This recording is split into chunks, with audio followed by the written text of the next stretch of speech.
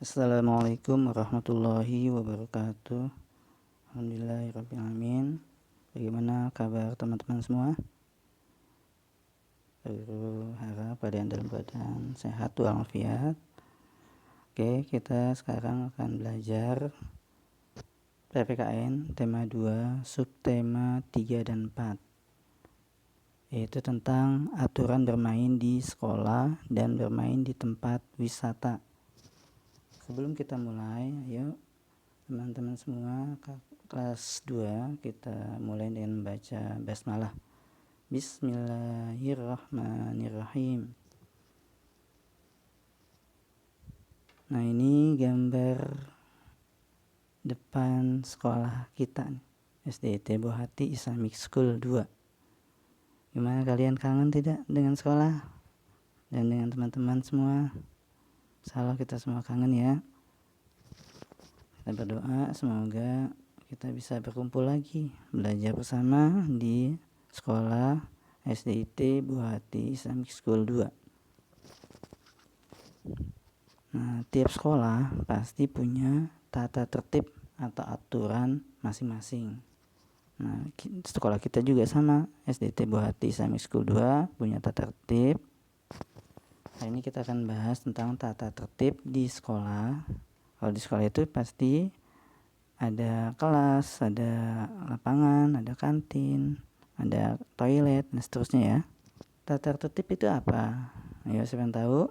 Nah, sini terlihat ya, tata tertib adalah aturan-aturan yang dibuat dan harus ditaati serta dilaksanakan oleh semua pihak. Siapa itu semua pihak? Teman-teman semua, kakak-kakak kelas 2, ada adik-adik kelas 1, kakak kelas 3, kelas 4, kelas 5, kelas 6, bahkan bapak ibu guru pun harus taat pada aturan yang dibuat dan tentunya harus ditaati. Oke teman-teman, seperti di sekolah kita ada aturan kalau masuk sekolah, lingkungan sekolah harus berbusana muslimah, bagi perempuan harus berjilbab, harus berpakaian rapi. Nah, ini ada di halaman buku tema 2 ya, halaman 128, 129. Percakapan. Nah, di sini ditanya nih, Udin, kamu terlihat kurang rapi dengan baju keluar. Jawaban Udin, biarkan saja. Loh, itu kan tata tertib di sekolah kita, tidak boleh dilanggar. Hah? Aku lupa, kata Udin. Selain itu, apa saja tata tertib di sekolah kita? Tanya Udin. Selain tata tertib berpakaian di sekolah, kita harus memakai kaos kaki warna putih. Perempuan memakai rok di bawah lutut, sepatu hitam, rambut harus disisir, dan rambut anak laki-laki tidak boleh melebihi daun telinga. Kalau tata tertib dalam bermain, saling dorong bola boleh. Untuk tata tertib dalam bermain, permainan saling dorong bola, memotong lawan, main harus sesuai dengan aturan permainan. Kita jaga harus sportif dan mau menerima kekalahan. Itulah percakapan ya Udin dengan temannya. Nah, ini percakapan. Oke, kita baca ya. Bacalah teks percakapan berikut dengan cermat. Ayo kita sama-sama baca ya. Dayu, mengapa kamu terlambat? Saya jajan dulu. Wah, jajan kan ada waktunya. Kemudian mengapa kamu membuang sampah sembarangan? Kan ada tempat sampah di sana. Ah, terlalu jauh, kata Dayu. Itu kan bagian dari tata tertib di sekolah kita, Dayu. Menurut tata tertib di sekolah kita, semua murid wajib membuang sampah di tempat sampah. Oh iya, aku lupa, kata Dayu. Nah, itulah percakapan antara Dayu dan temannya. Oke, nanti kalian baca lagi ya halaman 126 sampai 128. Nah, inilah teman-teman beberapa aturan umum yang ada di sekolah, yang ada di buku tema kita. Contohnya, tata tertib pertama, berseragam yang rapih. Nah, kalau di sekolah kita bagi akhwat berjilbab ya. Bagi laki-laki memakai celana panjang. Nah, ini aturan kedua, ketika apel pagi di kelas, sebelum masuk kelas kita biasa berbaris rapi. Kemudian jika ada sampah, membuang sampah pada tempatnya. Nah, kemudian yang ini, ketika piket bekerja sama membersihkan kelas. Kemudian ini datang ke sekolah tepat waktu. Nah, ini menyayangi guru dan teman. Oke. Ini lagi berdoa sebelum belajar. Oke. Adalah aturan-aturan yang ada di sekolah secara umum. Nah, teman-teman, setiap aturan insya Allah ada manfaatnya. Nah, ini manfaat mematuhi peraturan di lingkungan sekolah. Pertama, hidup menjadi disiplin. Yang kedua, terhindar dari hukuman. Yang ketiga, terwujudnya lingkungan yang aman, damai, serta sejahtera. Yang keempat, hidup menjadi teratur. Kelima, mempunyai sikap tanggung jawab. Yang terakhir, disenangi oleh guru. Nah, sebenarnya banyak sekali manfaat-manfaat ketika kita mengetahui peraturan. Kalian bisa cari lagi manfaat yang lain. Nah, ini akibat melanggar tata tertib sekolah. Yang tadi kita sudah sebutkan manfaat, sekarang akibat kalau kita melanggar tata tertib sekolah. Apa saja? Nah, ini terlambat ke sekolah akibatnya mengganggu pelajaran. Saat kita masuk ke kelas, saat kelas sudah berjalan, kita ketok-ketok pintu.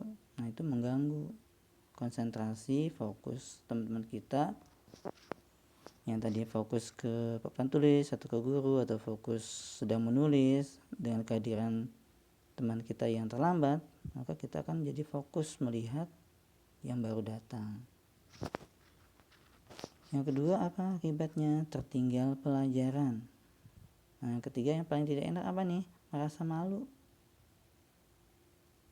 Karena dilihat banyak teman-teman. Oh, terlambat. Nah, ini yang berikutnya, jika tidak membawa PR, akibatnya tidak mendapat nilai dan kita tidak bisa mengulang, tidak bisa menjadi lebih mantap pemahaman tentang materi tersebut.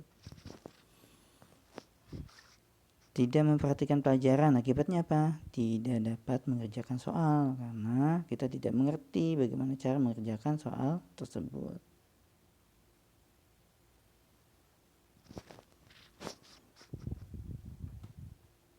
Nah, ini macam-macam permainan di tempat wisata. Pasti di tempat wisata pun ada aturannya. Nah, contoh aturan di tempat wisata. Dilarang buang sampah sembarangan. Dilarang memberi makan. Loh, kok nggak boleh memberi makan sih? Ya, khawatir kalau kita memberi makan hewan yang ada di sana, misalkan di kebun binatang, makanan yang kita berikan tidak cocok, tidak sesuai dengan makanan yang biasa diberikan oleh petugasnya. Nanti hewan yang kita beri makan itu dikhawatirkan menjadi sakit. Kemudian apalagi tempat umum, dilarang merokok. Oke. Nah, ini dilarang berenang. Kok dilarang berenang? Ya mungkin kalau kita wisata di tempat yang bukan kolam renang, jika airnya hanya untuk danaunya hanya untuk dilihat, kemudian kita berenang di sana, khawatir membahayakan diri kita sendiri. Oke, ini terakhir aturan lalu lintas yang perlu kita taati juga di tempat wisata. Oke, ini latihan yang ada di buku, bisa kalian kerjakan, ada di halaman 215. Berikanlah tanda silang pada gambar yang tidak boleh dilakukan dalam kehidupan sehari-hari. Nah, ini contoh nih, sedang membuang sampah di tempat sampah. Ini kira-kira betul apa tidak nih? Taat aturan atau tidak? Nah, kalau taat aturan, maka kita kasih tanda checklist. Kalau tidak taat aturan, maka kita kasih tanda silang. Sekarang kita lihat manfaat mematuhi peraturan di tempat wisata. Pertama, tempat wisata akan bersih dan nyaman karena tidak ada yang membuang sampah sembarangan. Yang kedua, tidak akan tersesat di tempat wisata karena kita mengikuti petunjuk yang ada. Tidak mengganggu pengunjung lain karena kita berwisata dengan tertib. Terhindar dari bencana jika kita patuh dan membaca petunjuk jalur evakuasi. Misalnya terjadi gempa atau tsunami, setidaknya kita tahu jalan untuk menyelamatkan diri.